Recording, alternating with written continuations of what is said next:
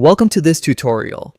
Today, I'll show you how to join the Grow a Garden Discord server using Google search. It's easy, so let's get started. First, open your web browser and go to google.com. In the search bar, type Grow a Garden Discord server invite and press enter.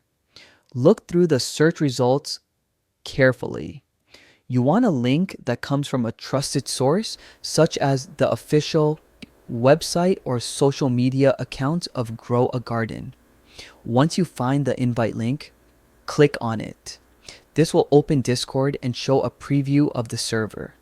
If you're not signed in, log in with your Discord account or create one if you don't have an account yet. Click accept invite to join the server. Once you're inside, make sure to read the rules in the welcome or rules channel. This helps you understand the community guidelines.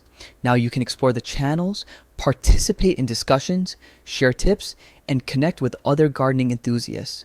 And that's it. You've successfully joined the Grow a Garden Discord server using Google. If this video helped you, please like, comment, and subscribe for more helpful tutorials.